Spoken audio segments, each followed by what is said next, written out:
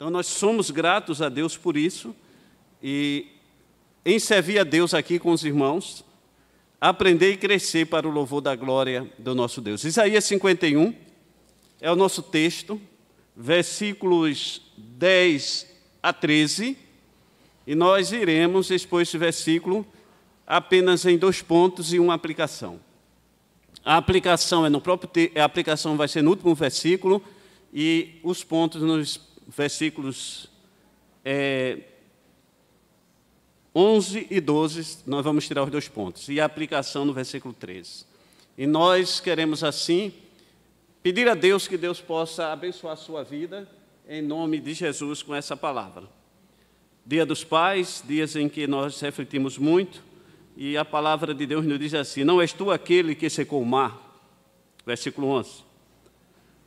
As águas do grande abismo, aquele que fez o caminho no fundo do mar, para que passem os remidos. Assim voltarão os resgatados do Senhor e virão a Sião com júbilo, e perpétua alegria os coroará a cabeça, o regozijo e a alegria os alcançarão, e deles surgirão a dor e o gemido. Eu sou aquele que vos consola, quem pois és tu, que temos um homem que é mortal, ou o filho do homem que não passa de Eva? Quem és tu que te esquece do Senhor, que te criou, que estendeu o céu e fundou a terra, e temes continuamente todo dia o furor do tirano, que se prepara para destruir? Onde está o furor do tirano? Vamos orar? Pai, nos envolve com nossos sentidos e emoções, nossas mentes, nossos corações, a nossa alma, ela possa ser visitada pelo Teu Espírito Santo nesta noite. Que a Tua presença, ela possa vir a nós e guiar os nossos caminhos, para que possamos nos deleitar na Tua palavra e nos regozijarmos na Tua presença. E agradecermos, porque o Senhor nos dá o dom da vida e cria em nós caminhos que possamos muitas vezes não entendermos, mas a Tua palavra nos diz que o Senhor guia cegos por caminhos que não conhece. E cremos que o Senhor está guiando nossos passos. Mesmo quando não conhecemos os caminhos, o Senhor dirige as nossas vidas. Amém. Em nome de Jesus. Amém, meus irmãos. Nós louvamos a Deus porque nosso Deus, Ele cuida de cada um de nós. E a definição que nós estaremos dando sobre evangelização, sobre missões, é uma definição de J. Packer, que está escrita no livro de John MacArthur, que diz assim: evangelismo significa quando evangelizamos e cremos nos feitos de Deus e obedecemos, Deus é glorificado. Evangelismo é glorificar a Deus, é exaltar a grandeza de Deus, falando do amor de Deus, do cuidado de Deus, exaltando a pessoa do Senhor. Paul Bilheim disse o seguinte, que o destino do homem é a cruz. Tozer disse o seguinte, nesse mesmo livro de evangelismo de John MacArthur, que a cruz é algo que mudou a história da humanidade, que transforma corações. Então, irmãos, nesse mesmo livro diz que é um mendigo levando pão para outro mendigo. Então, a evangelização, ela mostra os feitos de Deus. É isso que o livro de Isaías nos fala, para que possamos celebrar a benignidade de Deus, celebrar os feitos de Deus, celebrar a grandeza de Deus, celebrar o cuidado de Deus. Quando celebramos a Deus, falamos do amor de Deus, da bondade de Deus, da grandeza de Deus, e estamos assim, quando testemunhamos isso, a nossa família, a nossa casa, nossos filhos, nós estamos e cremos que Deus é glorificado quando falamos de um evangelho sério e correto para o louvor da glória de Deus. Então, quando traçamos, irmãos, esse pano aí de fundo, nós vamos ver que o nosso Deus, Ele é soberano e dirige nossos passos. E pregamos o evangelho porque é Deus nos usando para ordenar no mundo um melhor caminho, para que as pessoas possam ser dirigidas de maneira melhor. Então, é Deus que ordena a paz, é Deus que ordena no nosso coração por meio do Espírito Santo, para que possamos fazer e viver de maneira correta, de maneira que glorifique ao nome de Deus. Então, irmãos, quando Jesus diz assim, a palavra de Deus diz: eis que estou convosco até a consumação dos dias. Amém, meus irmãos? Deus está com você.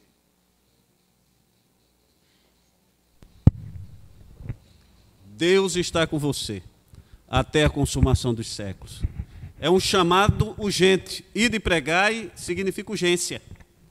Isso nos ajuda a crer que Deus tem intervido na nossa vida e nos dado saúde e força para estarmos aqui nesta noite.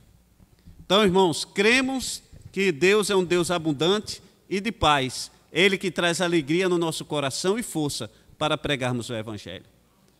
Quando você sai da sua casa e prega a alguém a palavra de Deus, é algo com urgência que isso acontece. Você tem urgência.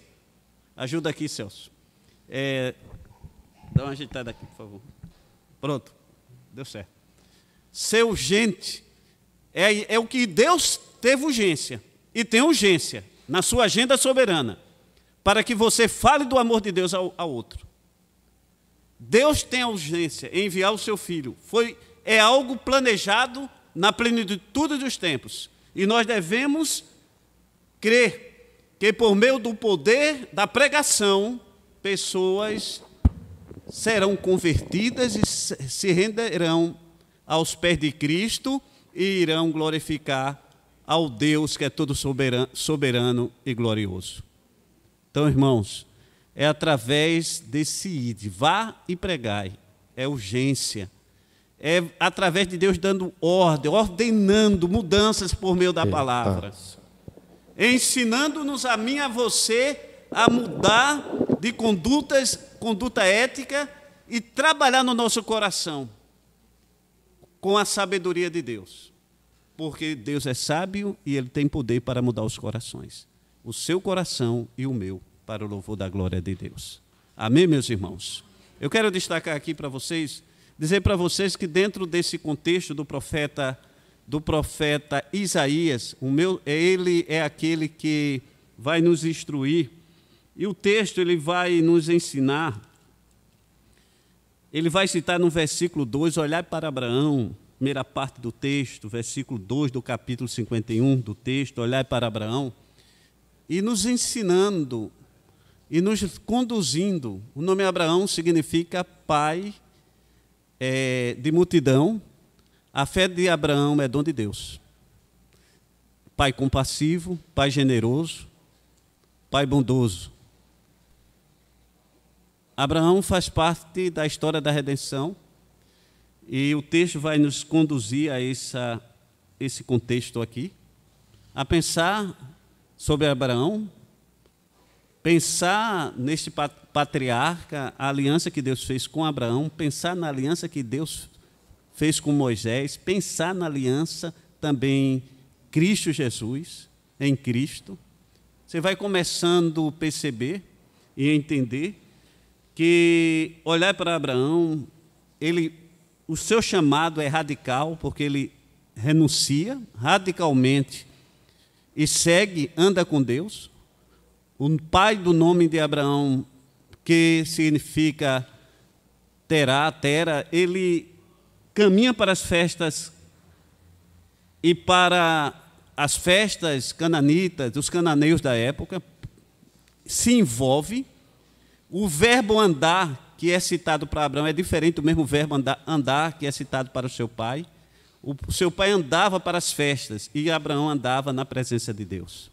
Então nós precisamos, como pai sábio, que constrói pontes para a nossa família e para outros, andar na presença de Deus.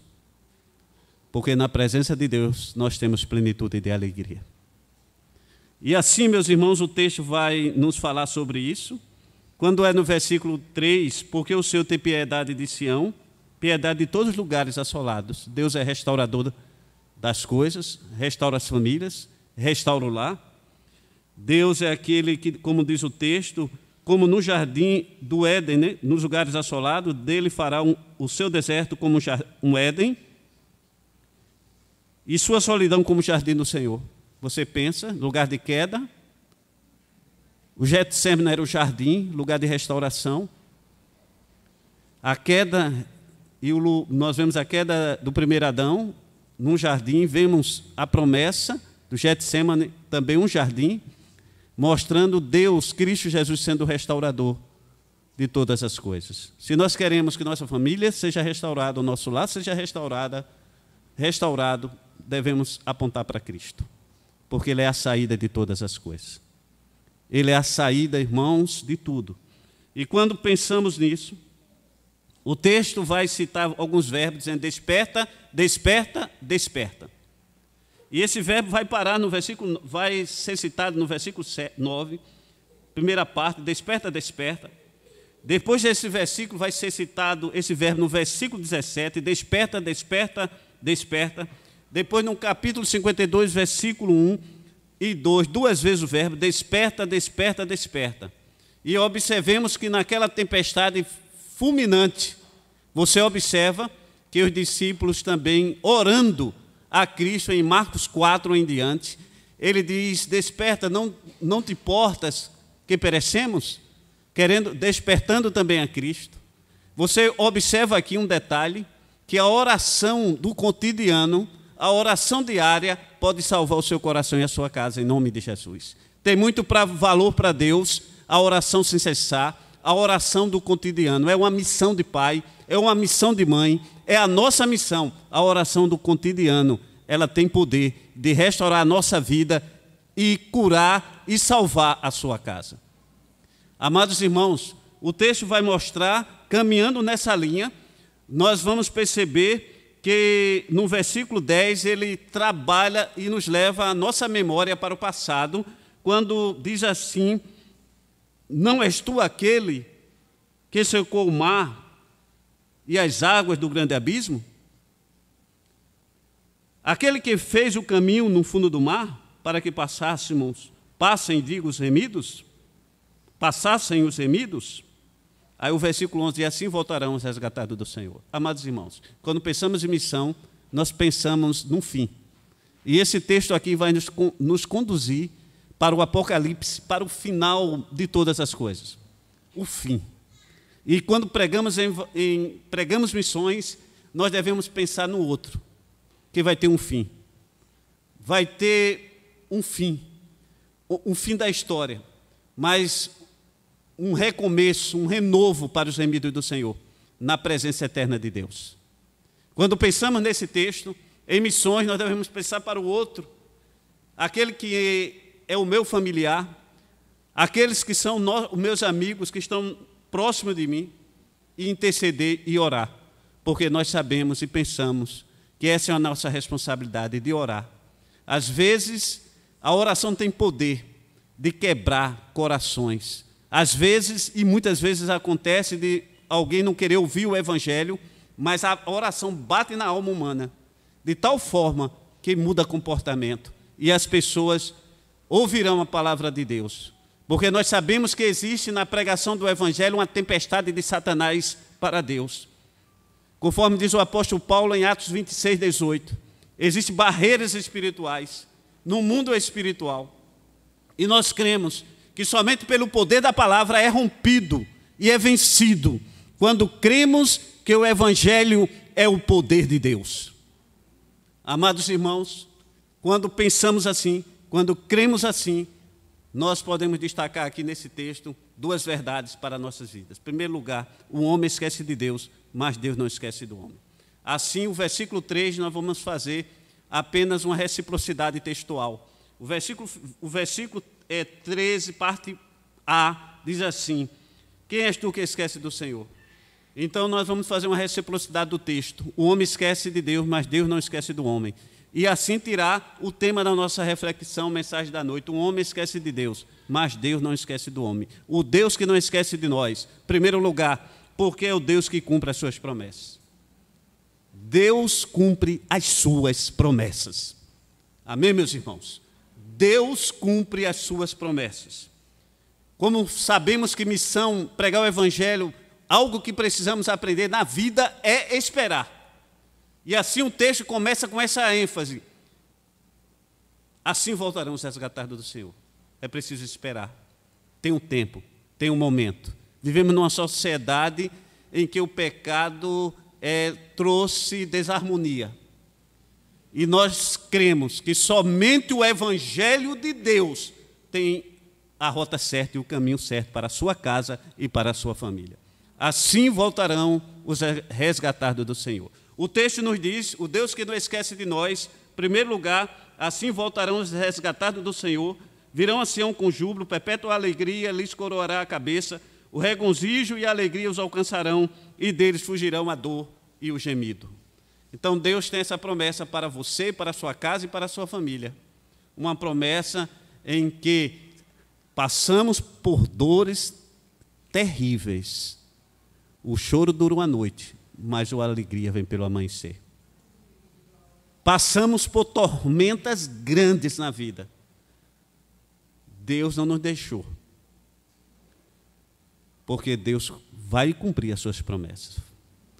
Nesta noite, foque em algo. Deus cumpre as suas promessas.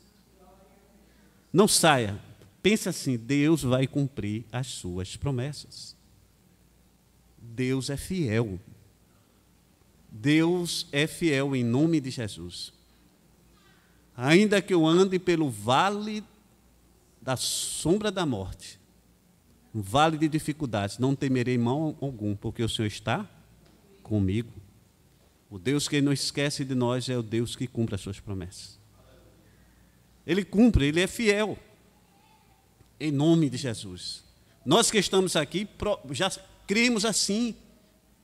E provamos isso na caminhada, na nossa jornada, da fidelidade de Deus, ainda que a figueira não floresça. Deus permanece fiel. Cremos que o nosso Deus, amados irmãos, Ele não esquece de nós, porque Ele cumprirá as suas promessas. O Salmo 34 nos diz, que nos afirma que nós passaremos por tribulações, mas o Senhor é bom. Ele restaura nossas vidas, mesmo diante desses momentos difíceis. Ele tem refrigério para a nossa alma. Refrigério e paz para a nossa alma, o Senhor Deus. O Deus que não esquece de nós, em primeiro lugar, Ele cumpre as suas promessas. Em segundo lugar, Ele é o Deus que nos consola. Alegria é algo espetacular. Coroar a cabeça, servir hoje a Deus parece difícil, mas a alegria, diz a palavra, vem pelo amanhã, o amanhã. Parece algo até impossível, mas a Bíblia diz: quem sai andando e chorando voltará com júbilo. Então Deus, Ele sempre nos dá a oportunidade em Cristo Jesus, para que possamos ter a alegria diferente no nosso coração, que é a plenitude de Deus. A plenitude da presença de Deus. O Deus que não esquece de nós, porque Ele, em segundo lugar, é o Deus que nos consola. E o texto nos diz assim: eu sou aquele que vos consola. Veja que a expressão é enfática no texto. Eu sou aquele que vos consola. Vamos pensar assim: primeiro, cumpre as suas promessas. A Bíblia nos diz: não haverá impossíveis para Deus. Lucas 1,37. Não haverá impossíveis para Deus. Isaías 43, versículo 13. Agindo Deus, quem o impedirá? Quando vemos para esse texto, aquele que vos consola, lembramos do advogado da missão, o Espírito Santo. Ele é o Espírito Consolador que está ao nosso lado, em o nome de Jesus. Ele está para sempre ao nosso lado, nos assiste e cuida de cada um de nós. Então, Deus, eu sou aquele que vos consola. A presença do Espírito Santo de Deus é uma presença consoladora.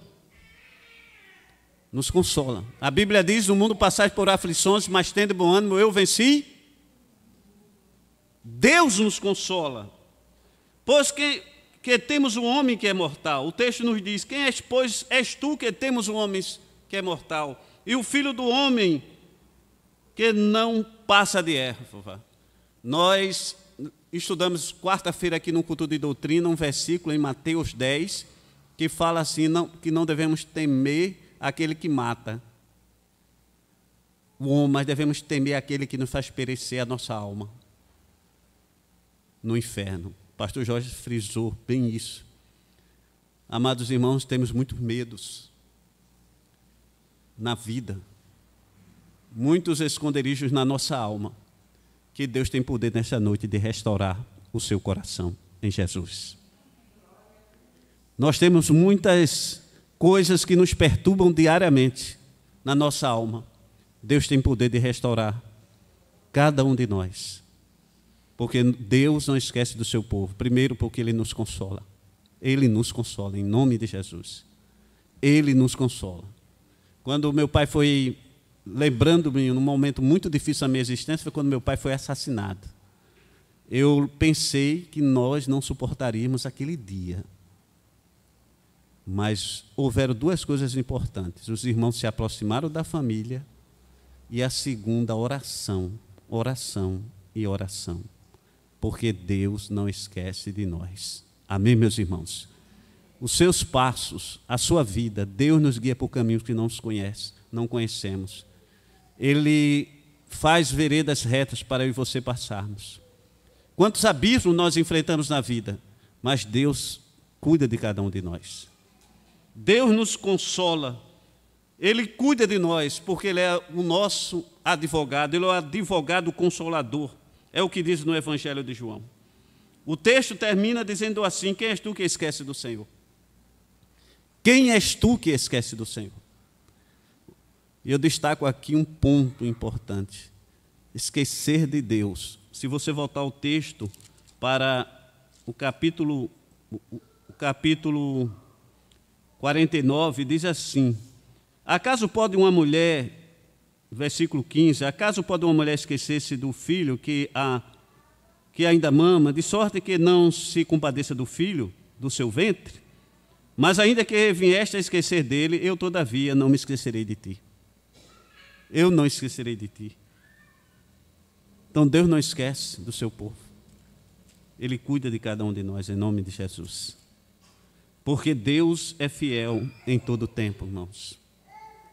Não é aquela ideia do pecado e você achar, porque você fracassou, e fracassa muitas vezes, Deus deixou você. Deus não abandona seus filhos nas estradas. Ele cuida em nome de Jesus. Porque Ele é fiel. O homem esquece de agradecer a Deus, por isso muitas vezes é infeliz, porque não agradece a Deus. Não agradece